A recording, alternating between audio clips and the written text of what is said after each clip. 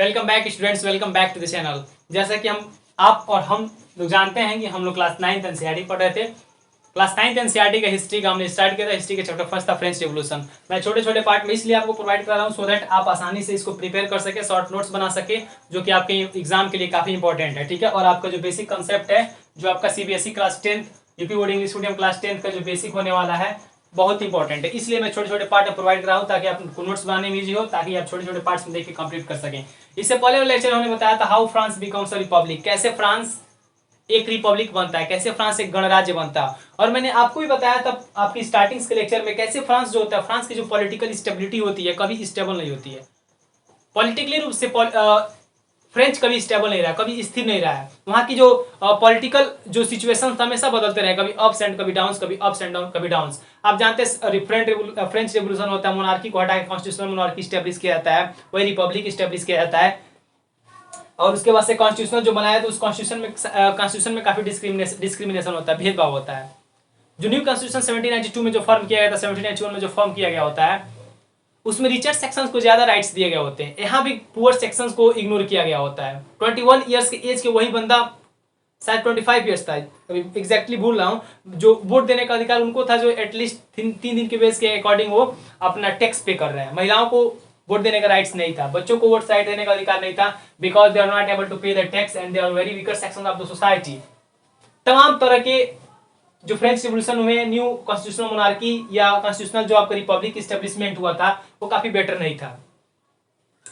French society कुछ ऐसा समाज था, फ्रेंच सोसाइटी का एक ऐसा तबका था जो फ्रेंच रिवोल्यूशन 1789 में हुआ तो उससे सेटिस्फाइड नहीं था। जो कॉन्स्टिट्यूशन का जो फॉर्मेशन हुआ था उससे सेटिस्फाइड नहीं था, उसको उखाड़ फेंकना चाहता था और एक ऐसा कॉन्स्टिट्यूशन का फॉर्मेशन करना चाहता था जो समाज के, जो सोसाइटी के जो वीकर सेक्शन है, उनको मोर एंड मोर राइट्स मिल सके। और वो लोग जब कहीं टी स्टॉल, कॉफी स्टॉल, बाबा के साथ में एक्सेट्रा जब बैठते थे, गैदर होते थे, तो वो डिस्कस करते थे गवर्नमेंट के पॉलिटिकल जो पॉलिसीज हो सकते हैं, जो इकोनॉमिकल, पॉलिटिकल, सोशल, जो भी पॉलिसीज गवर्नमेंट बनाती थी चलाने के लिए, जो नई गवर्नमेंट का रिपब्लिक, जो फ्रेंच रिपब्लिक जो स्टेब्लिश किया गया था, उसमें लोग डिस्कस करते थे। और उनको फील होता था यार, really the system and the constitution which was formed before 2 or 1 years ago, that was not really good for the weaker section of the society, so we have to make a political party to revolt again and form a new government। तब लोग Jacobian clubs का स्थापना करते हैं and new government के establishment, एक नया government फिर आती है। कभी पॉलिटिकली रूप से स्टेबल नहीं होता है। तो आइए देखते हैं again formation of political clubs. आप पॉलिटिकल क्लब्स का फॉर्मेशन कब बनाते हैं? आप पॉलिटिकल क्लब्स का फॉर्मेशन तब बनाते हैं गाइस जब आपके जो राइट्स हैं आपको नहीं मिले हैं, आपके जो बेसिक राइट्स है जो आपको गवर्नमेंट से चाहिए वो आपको नहीं मिले हैं, तब आप एक ग्रुप बनाते हैं, पॉलिटिकल राइट्स बनाते हैं और गवर्नमेंट के अगेंस्ट उसको लेकर प्रोटेस्ट करते हैं और गवर्नमेंट से डिमांड करते हैं हमको राइट्स दीजिए जिसका मैं हकदार हूं।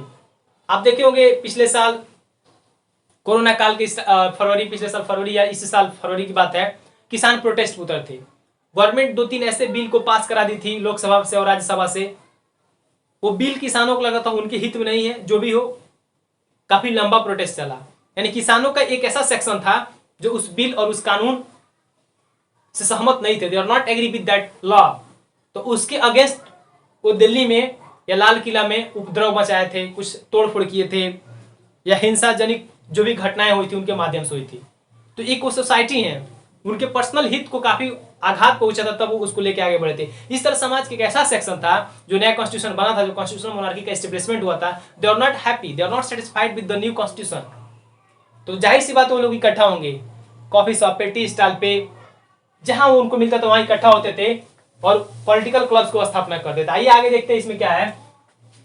Large section of the society were convinced that the revolution had to be carried further as the constitution of the 1791 gave political rights only to the richer section of the society। बड़े पैमाने पे समाज के एक ऐसा वर्ग था जो मानता था जो रिवोल्यूशन हुआ, जो रिवोल्यूशन हम लेके आगे बढ़े हैं, लेके चले हैं, वो रिवोल्यूशन जो चाहिए वो हमको नहीं दिया है। जो 1791 में जो कॉन्स्टिट्यूशन का जो फॉर्मेशन हुआ है, political rights only to the richer section, केवल अमीर लोग को मिले हैं, हमको नहीं मिले हैं जो हमको मिलने चाहिए। इसलिए political clubs became an important rallying point for the people who used to discuss the government policies and plan their own forms of action. जब लोग ग्रुप पे बैठते थे, गैदर होते थे, तो गवर्नमेंट की पॉलिसी, जो गवर्नमेंट नई जो नई गवर्नमेंट का जो स्टेब्लिशमेंट हुआ था उसके पॉलिसीज पे डिस्कस करते थे। जो गवर्नमेंट जो पॉलिसीज बना रही है क्या वो सही है, क्या वो गलत है, हम जो चाहते थे वो हमको नहीं मिला।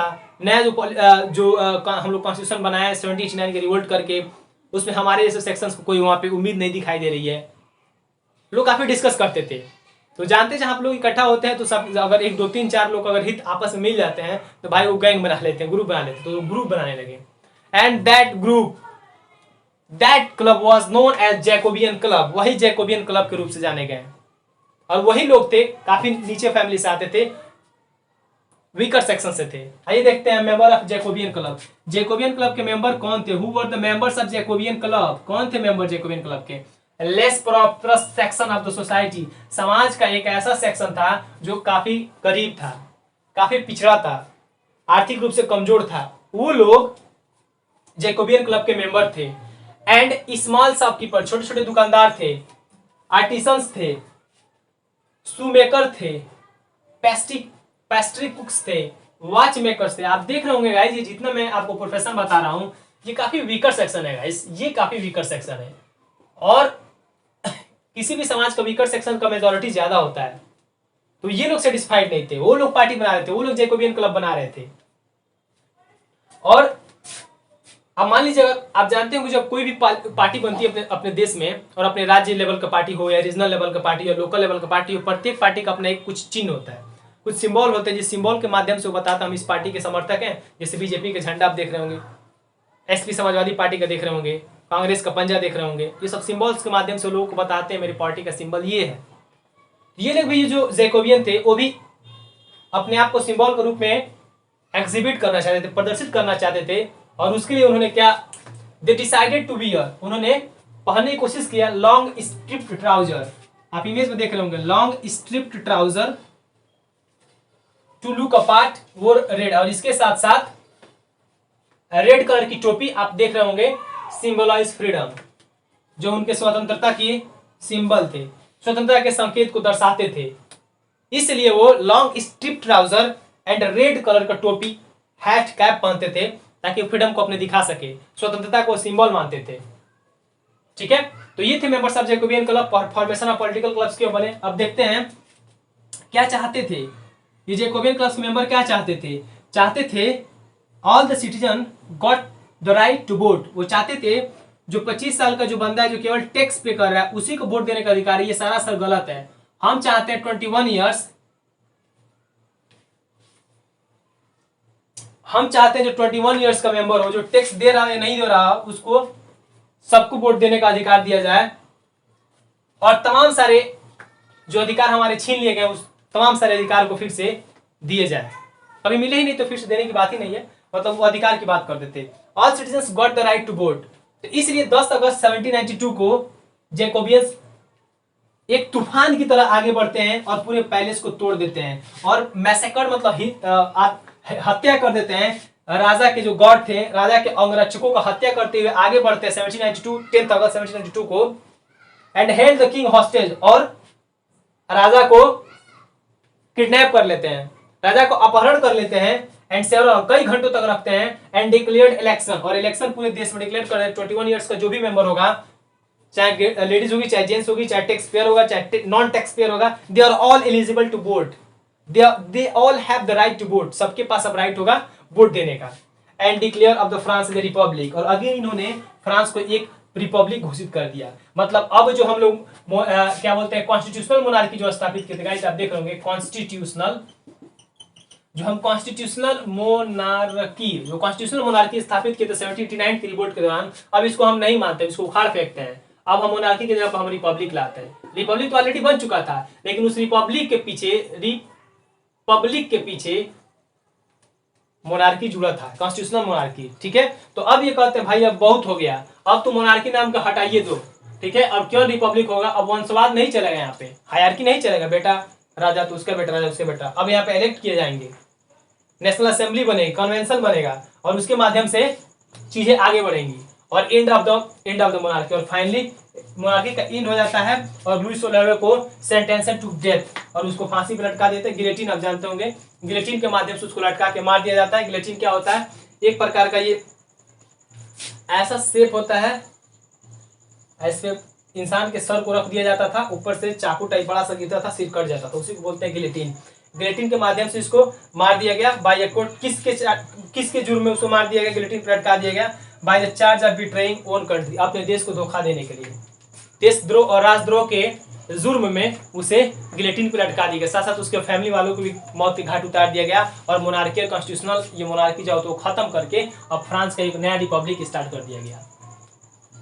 गाइस कहानी यहाँ पे खत्म नहीं होती है। अब द रेन ऑफ टेरर, अब भय का एक नया साम्राज्य का उदय होगा, जिसमें नेपोलियन का राइज होगा, फिर नेपोलियन का पतन होगा। गाइस बहुत बड़ा चैप्टर है, लेकिन ट्रस्ट भी बहुत अच्छा चैप्टर है, ठीक है। जिस तरह मैं पढ़ा रहा हूँ आपको एक एक चैप्टर और एक एक टॉपिक आपको क्लियरली समझ में आ रहा होगा और आप इसका नोट्स बना रहे हो। उम्मीद करता है आप अच्छे होंगे। चैनल पे नए हैं तो मैं इसका प्रीवियस जितने भी मैंने पार्ट अपलोड किए हैं मैं नीचे प्लेलिस्ट में लिंक दे दूंगा, प्लेलिस्ट का लिंक दे दूंगा। आप लिंक के माध्यम से जाकर प्रत्येक पार्ट को देख सकते हैं, नोट्स बना सकते हैं। और उसके साथ साथ चैनल पर नए तो प्लीज चैनल को सब्सक्राइब करें, लाइक करें, शेयर करें। Okay, thank you, bye and take care.